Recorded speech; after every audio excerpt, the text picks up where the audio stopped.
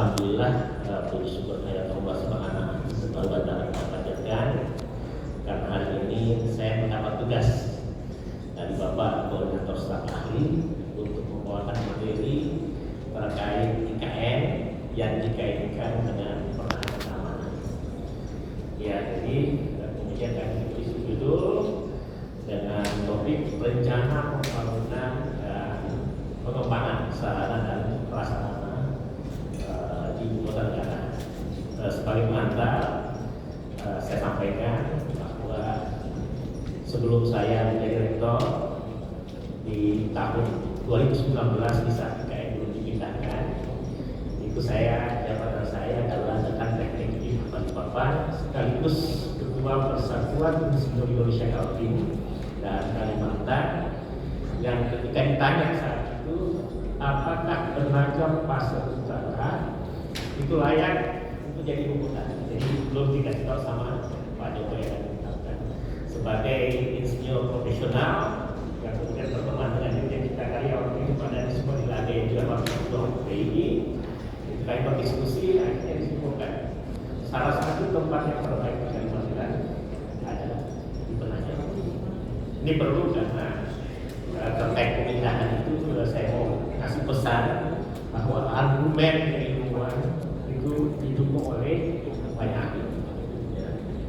Kemudian kebetulan tanggal 2 Agustus saya ada di Bali bertemu semua rekan teknik Indonesia. Jadi pagi hari 26 Agustus 2019 Pak Jokowi sampaikan IKN di Kalimantan Timur.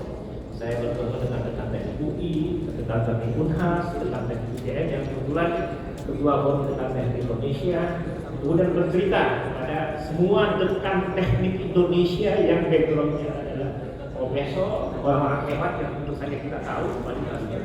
Itu pertama kalinya menyatakan Forum Rekan Teknik Indonesia mendukung pindahnya ibu kota ke titik 0 sekarang di Penajam Pasir Utara.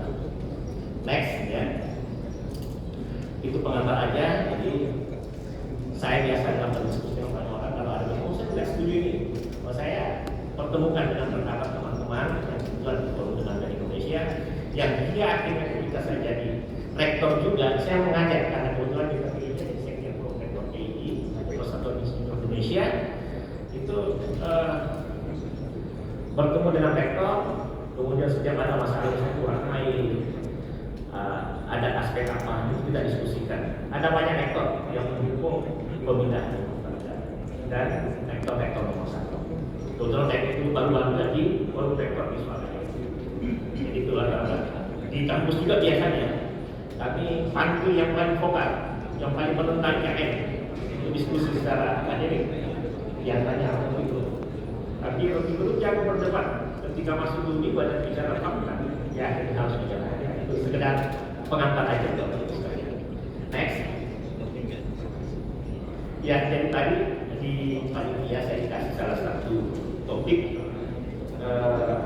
yang pokok bahasannya antara lain perencanaan pembinaan ibu kota negara di Kalimantan Timur. Tadi Pak Jokowi sudah ambil apa yang saya sampaikan dan kita semua sebenarnya untuk kondisi kayak sekarang sudah tidak bicara lagi kenapa IKN pindah, karena sekarang sudah tahap membangun, semua sudah selesai, tinggal kita bagaimana mengisinya dan menuntaskannya.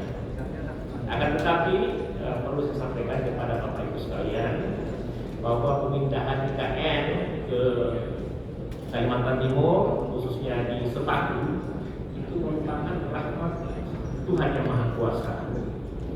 Kenapa saya katakan demikian? Karena tidak ada formula pemerataan terbaik, baik ekonomi maupun penduduk, kecuali memindahkan IKN. Berdasarkan data kita tahu ada sekitar 192 juta jiwa penduduk ada di Pulau Jawa.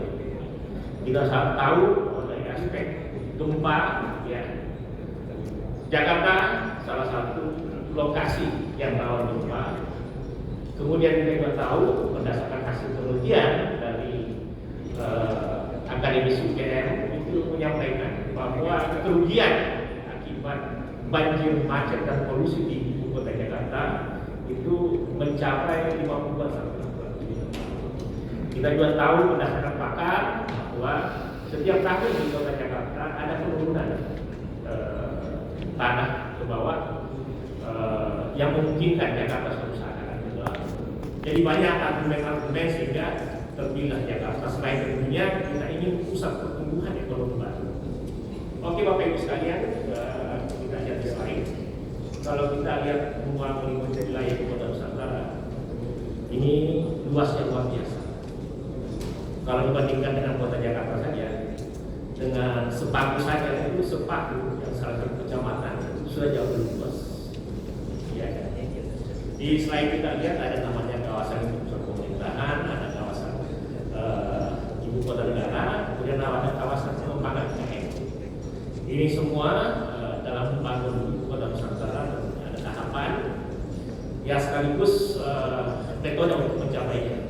Kita tahu yang dibangun sekarang, kemudian perlu diketahui Bapak Ibu sekalian bahwa tahapan pembangunan itu ada banyak tahapan sehingga kita ketika mengambil keputusan termasuk TNI Angkatan Darat itu mesti menyesuaikan dengan tahapan-tahapan itu. Di kawasan pusat pemerintahan luasnya sekitar 6.671 hektar.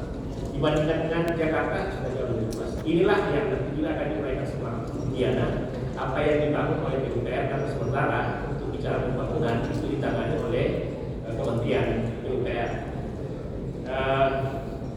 Kemudian Bapak Ibu sekalian, di slide ada kawasan perairan laut itu Selat Makassar, ya, luasnya sekitar 68 ribuan hektar. Ini luar biasa. Itu Selat Makassar ini lalu merupakan alur Indonesia kuat. Dan coba bayangkan luasnya 324.332 hektar. Jakarta digabung daratannya, mungkin kita sudah tahu ini sekitar 1 ribuan hektar. Berarti IKN ini sangat luas. Ini di luar dari konteks saya sampaikan, karena luasnya ibu kota Nusantara, ya, sehingga ini ya, ada salah satu pemilik perusahaan yang menguasai hampir 150.000 hektar tanah, yang kemudian diambil sekitar 42 hektar untuk pembangunan ibu kota Nusantara. Itu jadi Bapak Ibu sekalian, inilah ibu kota Nusantara kita sangat luas. Nanti akan dijelaskan konteksnya seperti apa.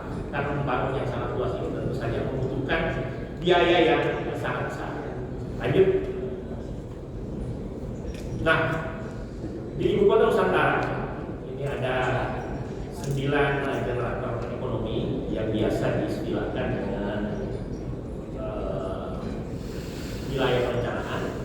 Ya. Ini sudah dibagi, sudah diatur sedemikian rapi. Ini saya mempelajari slide Bu Diana juga ada seperti ini, sehingga di sini saya tidak akan terlalu panjang. Nah, yang pasti yang menjadi pembeda IKN dengan wilayah lain yang ada di Indonesia mungkin ini dengan lahan yang kosong, maksudnya relatif kosong, kemudian penataan dibuat dari awal, sehingga kita dengan leluasa tentunya merancang secara baik. Dan pemerintah melalui tim transisi dan kementerian atau lembaga terkait sudah menyusun secara rapi yang kemudian diatur dalam undang-undang dan peraturan pemerintah, begitu juga peraturan presiden. Pak Jokowi tadi benar, bicara IKN sudah selesai. Undang-undang nomor 3 2002 sudah ada, peraturan pemerintah nomor 17 tahun 2002 sudah ada, peraturan presiden 263 sudah ada. Jadi dengan demikian itu sudah selesai. Dan sekedar Bapak Ibu ketahui bahwa IKN Nusantara ini kita undang-undang saja, lampirannya saja kalau Bapak baca itu luar biasa. Dan saya kata kunci yang saya sampaikan pada kesempatan ini, bahwa kalau membaca lampiran undang-undang dari nomor 3 2022, semua pertanyaan yang muncul sejak IKN dicetuskan itu ada jawaban di dalamnya, baik di undang-undang peraturan pemerintah maupun peraturan presiden. Jadi kalau ada pertanyaan Bapak baca, insya Allah selesai. Jadi ini ada bagian-bagian, ada pusat pendidikan, ada pusat riset, ya, ada pusat pemerintahan, teks. Nah, ini fokus pengembangan wilayah tahun 2024. Jadi Bapak Ibu sekalian, sekarang IKN atau Ibu Kota Nusantara itu masuk di tahapan tahap 1 2022-2024 yang mana ASN, TNI dan Polri juga masuk dalam rencana pemindahan ke wilayah. Nah, dalam pembangunan ini yang dari kawasan di pusat pemerintahan yang 6.671 hektar itu akan dibangun sebagian sudah dulu kalau saya tidak salah 671 hektar, kemudian itu sudah tahapannya ini akan dijelaskan secara detail oleh Kementerian DPR. Nah, yang pasti yang akan dibangun 2022-2024 itu sudah terencana baik.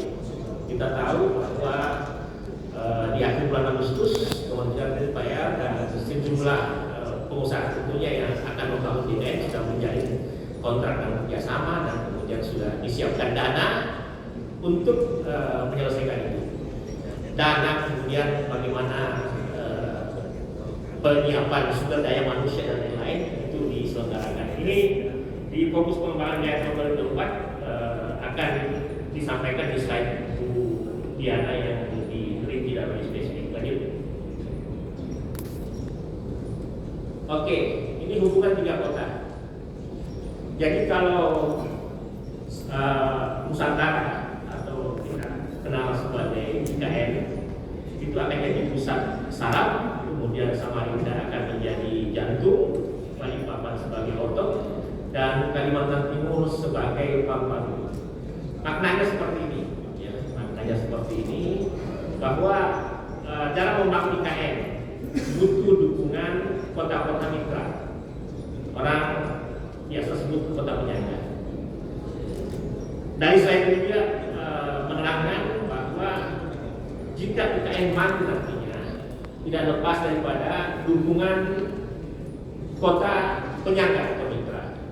Akan tetapi sebaliknya perlu kita jelaskan bahwa pembangunan IKN Nusantara yang dibiayai oleh negara khususnya itu harus sejalan dengan 3 kota atau kota yang ada.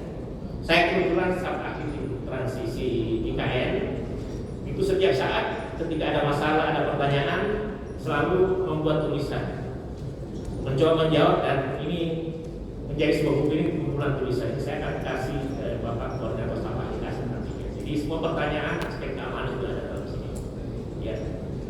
Nah, hanya ini di slide ini sesama tim transisi saya sempat sampaikan. Sepertinya ke depan perlu diperhatikan juga tenaga negara.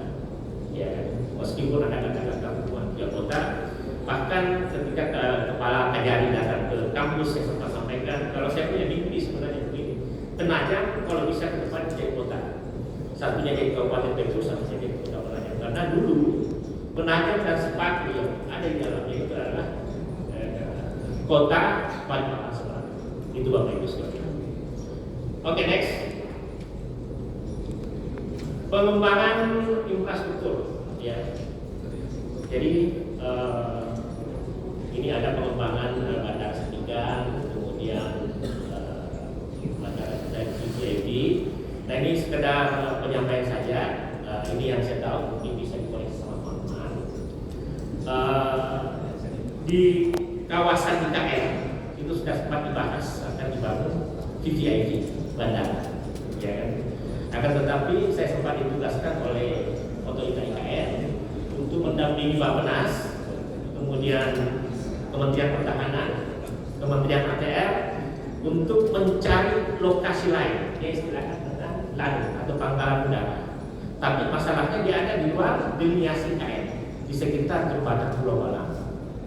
Jadi itu versi Angkatan Udara ada semua. Ada hasil pertemuannya tertinggal itu internal, jadi tidak boleh disampaikan. Akan tetapi ada ruang bahwa akan ada lanut di sekitar IKN. Ada yang mengusulkan tapi kalau bisa delineasinya diperluas. Akan tetapi kita sudah sudah selesai terjadi. Ya, Bappenas juga merekomendasikan, akan tetapi membutuhkan kajian lebih lanjut karena itu mendalam. Kemudian Bapak Ibu sekalian, lanjut. Mohon izin mengingatkan Bapak waktu tinggal 7 menit. Oke, ya. Berapa menit? 7 menit. Oke, 7 menit. Nah, ini tahapan pembangunan. Jadi Bapak Ibu sekalian perlu saya sampaikan tahapan pembangunan adalah 2022-2024, 2025-2029, 2030-2034, 2035-2039, 2040-2045. Jadi orang dulu berpikir dari mana Pak IKN? Dananya dari mana? Karena dia berpikir, dia mengira 2024 itu sudah pemindahan IKN. Padahal enggak. Ini sekedar catatan saja.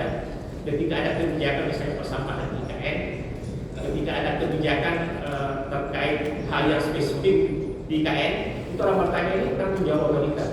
Jawabannya tidak semua. Karena keputusan presiden terkait pemindahan IKN di ibu kota itu masih ditunggu. Lanjut next.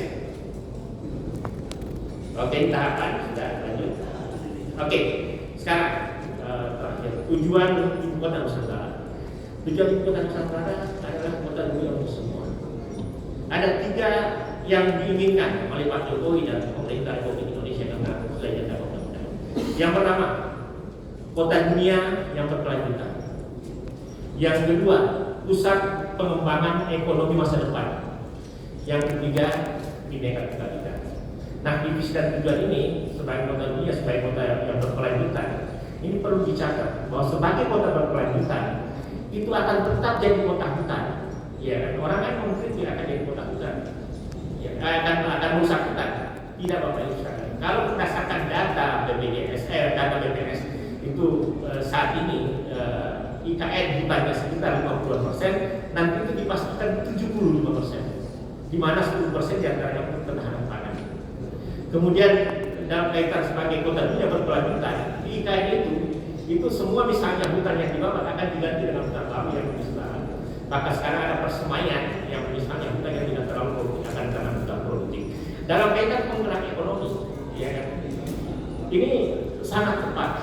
Di penggerakan ekonomi diupayakan bahwa masyarakat bisa sejahtera, sehingga ada skema masyarakat IKN juga harus diperhatikan. Satu hal yang tadi kita diskusikan, IKN adalah Bhinneka Tunggal Ika, milik semua suku. Ini perlu kita tekankan. Ya, ini dari sekarang kita akan melakukan itu. Karena apa? Kebetulan di Kalimantan Timur itu negeri yang heterogen, di awalnya sepakat di IKN heterogen. Untuk saat ini Jawa sekitar 40%, kemudian Sulawesi 30% dan lain-lain. Oke, next. Oke, lanjut aja. Lanjut. Oke, prinsip pengembangan IKN pada 3. Smart City, Smart City, kemudian Forest City. Tadi saya sudah bahasakan Forest City. Orang biasa akan merusak lingkungan. Tidak apa-apa sekalian, karena lingkungan akan dibagi. Itu konsep. Dan tidak mungkinlah membangun IKN yang begitu luas, yang sekitar 220 hektar dengan itu. Terus yang kedua, satu lagi pertanyaan, bagaimana anggaran? Anggaran itu saya perhatikan banyak yang salah kaprah. Sebenarnya kalau menurut saya, ini pendapat saya pribadi, dan